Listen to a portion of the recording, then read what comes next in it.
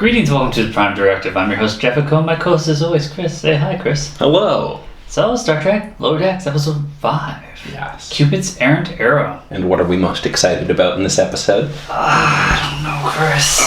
What's exciting in this and what's relevant? I think the Parliament-class USS Vancouver, Chris. Hey! You know what? I hear it's the most epic ship, and that is actually tiring for some people. Oh, man. It does get hard being this good. Yeah. Especially when you gotta recalibrate the Dyson sphere, let's be honest. That's a lot of work. I feel like we were saying just earlier, but Star Trek Dyson Sphere, there's enough there for a whole series. It's like Stargate Atlantis. It's just this giant city of the ancients. Yeah. How much can you learn? How was this technology created? We still don't know. Oh. It's either that or you're a Harvongian shape changer. I mean, you're too handsome.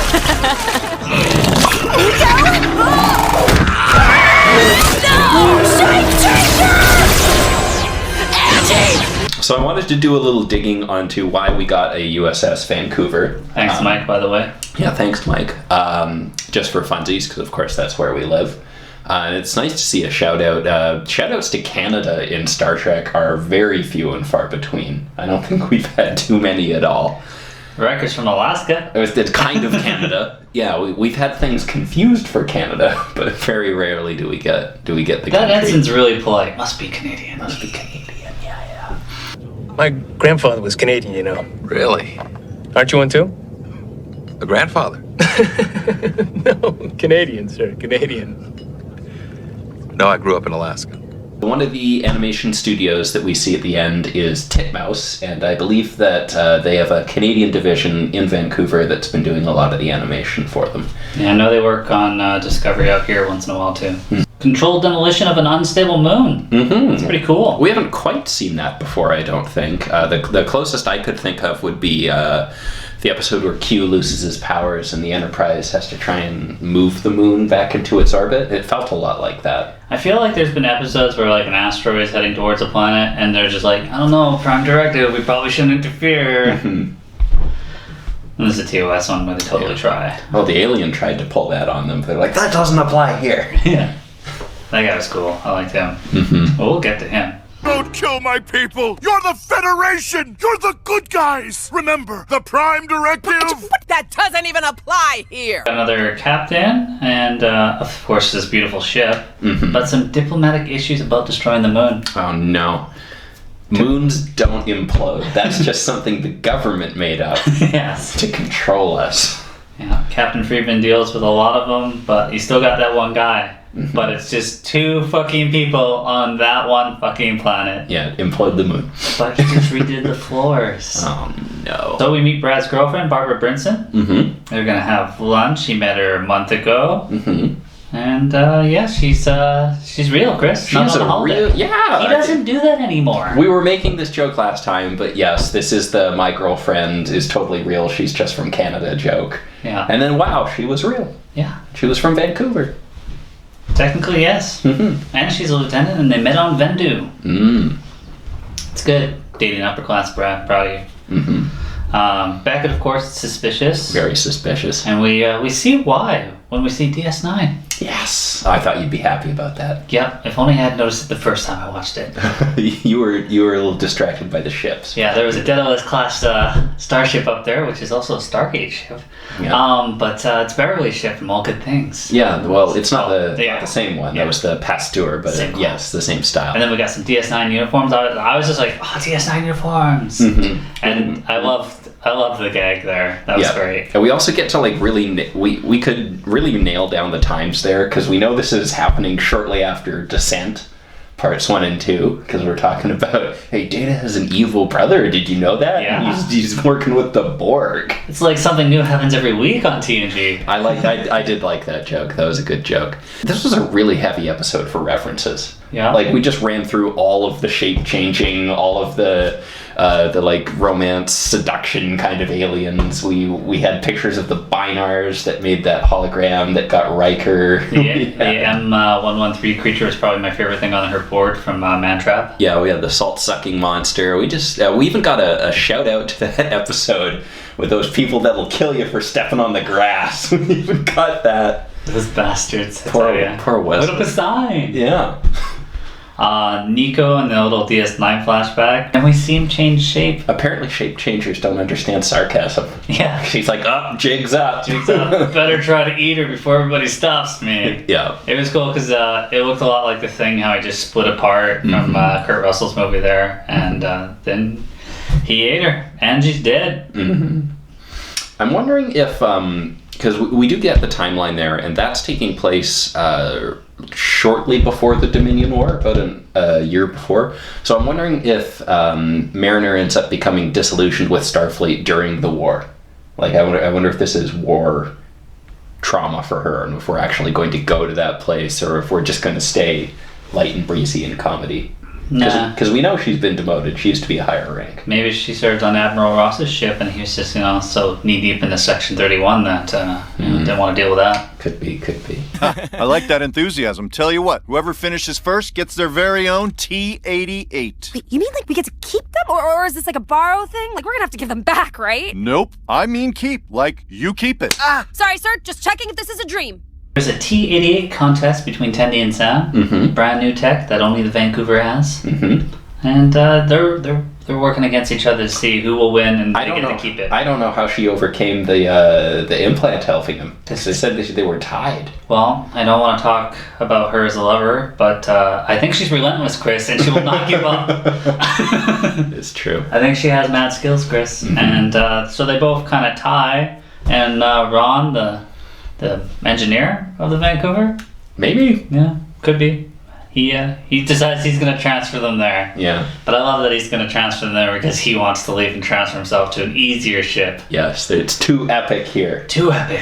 Pretty epic here. Can't blame him. Yeah, feels good. Game 7 epic. So Beckett's thrown out a lot of suggestions. Suluban's one of them. She's not a Suluban. And then Brad shows up with the coolest outfit ever. Yes. Personally, I think it needed more zippers. Oh. But I feel like that is what you'd get out of the computer. Yeah. Like, sometimes you get some bullshit out of that computer if you're not wording your questions like half right. and half. Yeah, it'd just be interesting. They gave him a football. I'd be coming by your quarters being like, so I suggested this to the computer and this is what it fucking gave me, but dip chips in this, man. Yeah. I loved Barbara's comment. Let me give you a hand. Don't touch me, you big hunk hottie. Okay, I don't know what's going on right now. First you come in looking sexy as hell, but then you ruin it by acting all weird. I was like, the outfit worked. Fuck, it did work. Okay, computer, yeah. Yeah, you nailed it.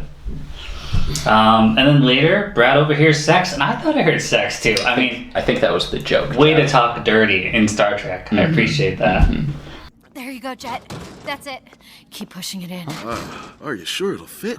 We'll make it fit. Oh! You're not sex? I heard sex. What? But Barb forgets his jealousy. But we do see a little husk on the ground. Yeah. And then, we got orbital platforms. Yeah. Those were kind of cool. It felt a little bit Nemesis, her jumping, doing the space jump out the door to get to one of them. Yeah. Yeah. I will say, there was so much going on.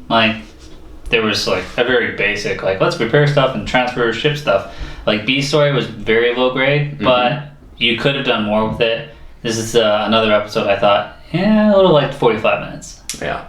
Oh, I really did like Tendi and Rutherford just geeking out over the Vancouver, and it's like, the doors go whoosh. That was good.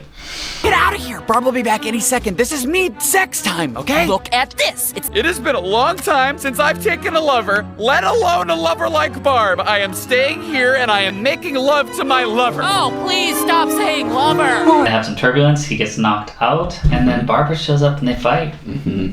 Of course, they end up bonding over how awkward Bradford is. Yeah, I thought Beckett's being ridiculous and she's following Brad around, so it was good that they actually pointed that out. Barbara's just like, well, you're being all weird and following him around. I thought you were something.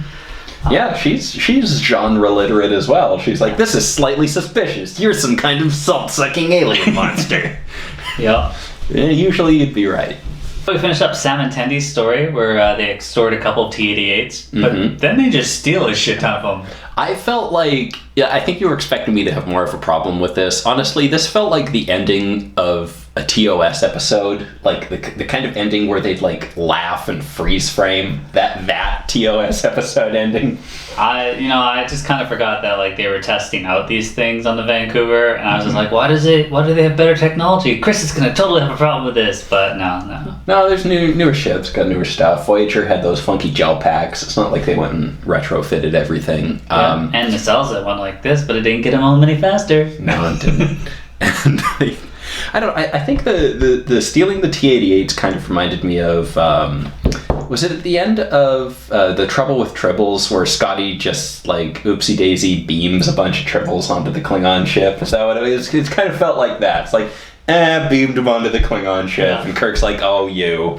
Gave them to the Klingons. Aye, sir. Before they went into warp, I transported the whole kit and caboodle into the air engine room, where there'll be no trouble at all.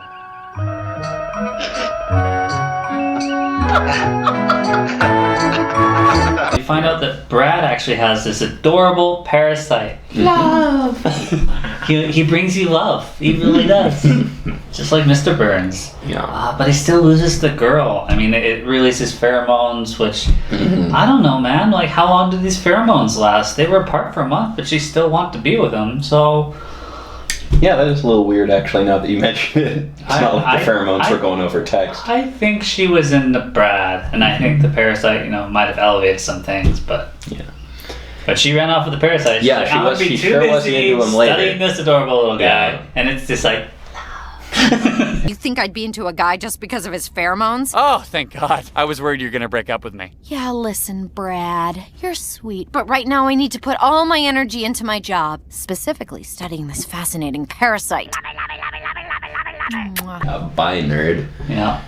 And that's the end, Chris. What's your final thoughts? Final thoughts. I think I think I liked the previous episode better, but I do really like where this is going. I think this was actually... What does it know? What does it know? But I think this was a strong, maybe a stronger episode overall, even though I don't know, the koala just nailed it for me. You're not going to beat the koala.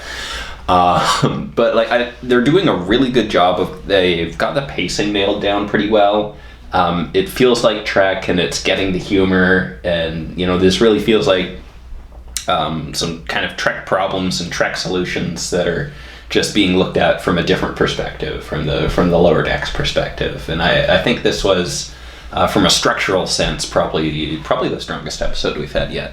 Yeah, I'm really won over on this one. Very simple, going to DS9, seeing the uniforms, and then that creature dude, just like Nico. Come on, just does it casually or whatever. It was pretty brutal, actually. Yeah, I loved it. And then everybody's phaser in him, it was cool. Yeah. And then the Vancouver was sweet.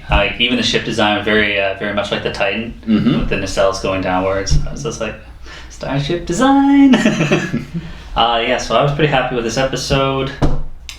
Yeah, I mean, you could argue Star Trek things, but they're getting in there. They're finding their ways. Yeah. Well, as always, thanks for watching.